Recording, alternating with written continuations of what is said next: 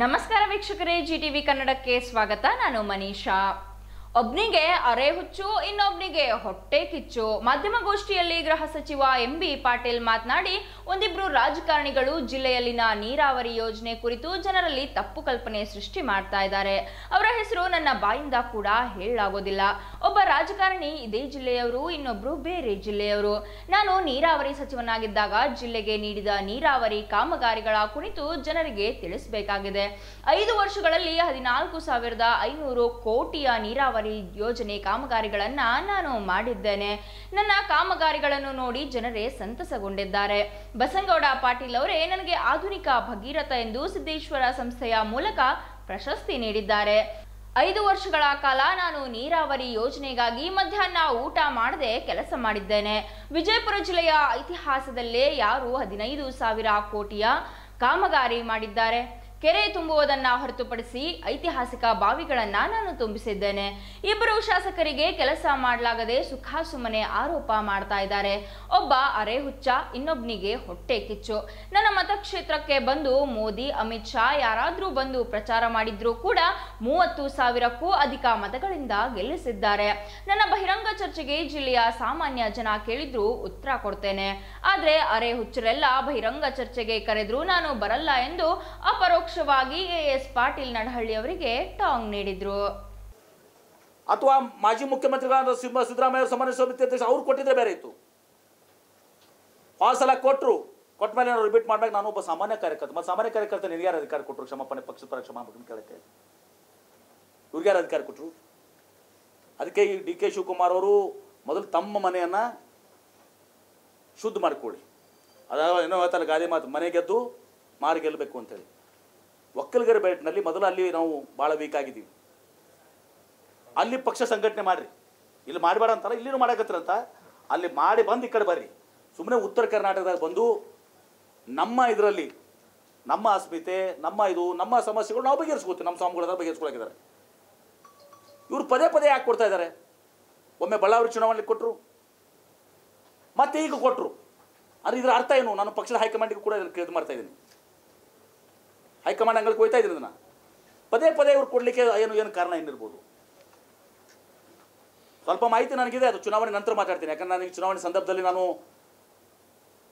ಪಕ್ಷಕ್ಕೆ ನಾನು ಮುಜುಗರ ಮಾಡೋಕ್ಕೆ ಬಯಸೋದಿಲ್ಲ.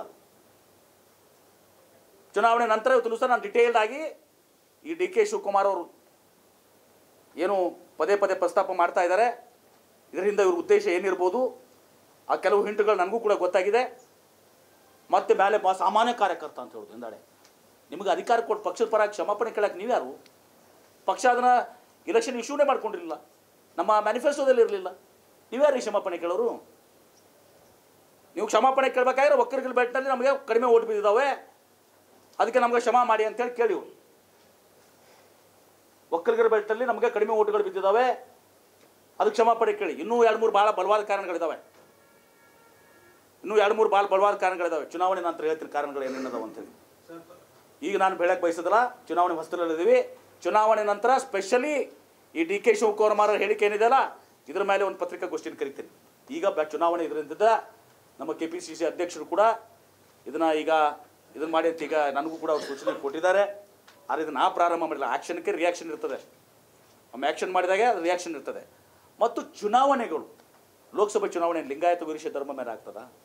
ಲೋಕಸಭೆ ಚುನಾವಣೆ ತುಂಬ ರೈತರ ಸಮಸ್ಯೆಗಳು, ಯುವಕರ ಉದ್ಯೋಗ ಸೃಷ್ಟಿ ಸಮಸ್ಯೆಗಳು, ರಾಷ್ಟ್ರದ ಸಮಸ್ಯೆಗಳ ಮೇಲೆ ಇವತ್ತೊಂದು ಚುನಾವಣೆ ಆಗ್ತದೆ.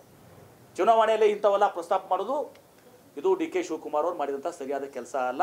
ಮತ್ತು ಪದೇ ಪದೇ ಮಾಡೋದ್ರಿಂದ ಇದರಿಂದ ದುರುದ್ದೇಶ ಏನು ನನಗಿದೆ ಅಂತ ಅನ್ನೋದನ್ನು ಸ್ವಲ್ಪ ನನಗೂ ಕೂಡ ಹಿಂಟ್ಸ್ ಗೊತ್ತಾಗಿದ್ದಾವೆ. ಅದನ್ನು ನಾನು ದಯವಿಟ್ಟು ನನಗೆ ಸಹಕಾರ ಮಾಡಿ ಮಾಧ್ಯಮ ಸ್ನೇಹಿತರು, ನನಗೆ ನಮ್ಮ KPCC ಅಧ್ಯಕ್ಷರು ನನಗೆ ಸೂಚನೆ ಕೊಟ್ಟಿದ್ದಾರೆ. ನಾನು ಜಾಸ್ತಿ ಮಾತನಾಡಕ್ಕೆ ಹೋಗೋದಿಲ್ಲ. ಈಗ ಚುನಾವಣೆ ನಂತರ ಸ್ಪೆಸಿಫಿಕಲಿ ನಾನು ಯಾರು ಹೇಳಿದ್ರು ಕೇಳೋದಿಲ್ಲ.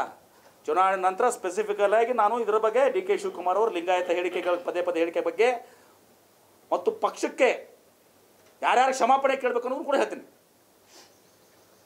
ಸುದೀರ್ಘವಾಗಿ ಇವತ್ತು ಸಹ ಬೇರೆ ಬೇರೆ ಕಾರಣಗಳಿದ್ದಾವೇನ. ಕೆಲವೊಬ್ಬರ ಖಾಸಗಿ ವಿಚಾರಗಳು, ಕೆಲವೊಬ್ಬರ ವರ್ತನೆಗಳು, ಯಾವ್ಯಾವ ಬೆಲ್ಟ್ನಲ್ಲಿ ಒಂದು ನಮಗೆ ಇದು ಕಡಿಮೆ ಆಗಿದೆ, ಮೈಸೂರು ಪ್ರಾಂತ ಇರ್ಬೋದು, ಅಲ್ಲಿ ಕೋಸ್ಟಲ್ನಲ್ಲಿ ಇರ್ಬೋದು, ಅಲ್ಲಿ ಲಿಂಗಾಯತ ಪ್ರಭಾವ ಆಯ್ತಾ? ಅಲ್ಲಿ ಎಲ್ಲ ತೊಗೊಂಡು ಹೋಗಿ ಇಲ್ಲಿ ತಂದು ಕ್ಷಮಾಪಣೆ ಕೇಳಿ ನಮ್ಮ ಮೇಲೆ ಹಾಕ್ಲಿಕ್ಕೆ ಪ್ರಯತ್ನ ಮಾಡೋದು.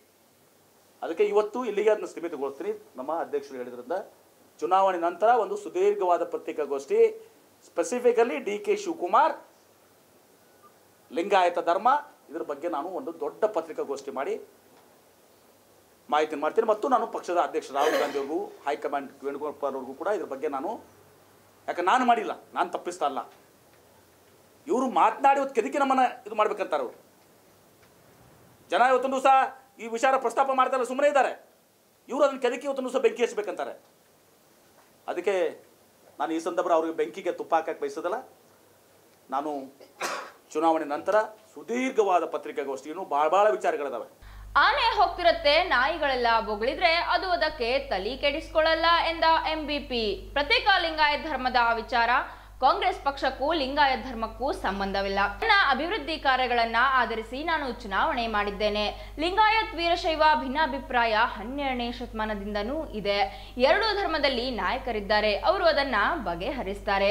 DK ಶಿವಕುಮಾರ್ ಅವರಿಗೆ ಇದರಲ್ಲೇನು ಕೆಲಸ? DK ಶಿವಕುಮಾರ್ ಮೊದಲು ತಮ್ಮ ಮನೆ ಶುದ್ಧಿಗೊಳಿಸಲಿ. ಸುಮ್ಮನೆ ಉತ್ತರ ಕರ್ನಾಟಕದಲ್ಲಿ ಬಂದು ಹೀಗೆ ಹೇಳಿಕೆ ನೀಡಬಾರ್ದು. DKಶಿ ಪದೇ ಪದೇ ಮಾತನಾಡ್ತಾ ಇದ್ದಾರೆ. ಚುನಾವಣೆ ಮುಗಿದ ಬಳಿಕ ನಾನು DK ಶಿವಕುಮಾರ್ ಹೇಳಿಕೆ ಕುರಿತು ಮಾತನಾಡುತ್ತೇನೆ. ಒಕ್ಕಲಿಗರ ಮತ ಕಡಿಮೆ ಬಿದ್ದಿದ್ರೆ ಅದಕ್ಕೆ ಕ್ಷಮಾರ್ಪಣೆ ಕೇಳಿ.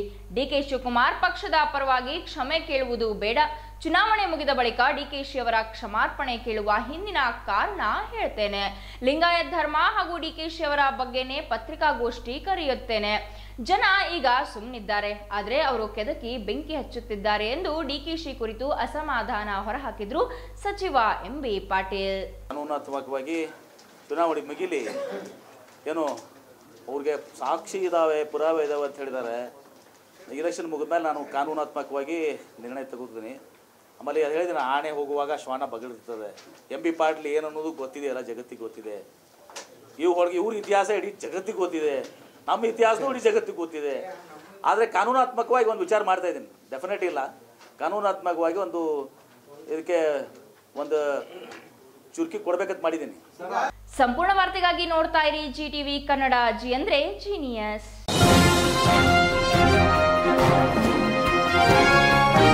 ಇದು GTV ಕನ್ನಡದ ಕೊಡುಗೆ.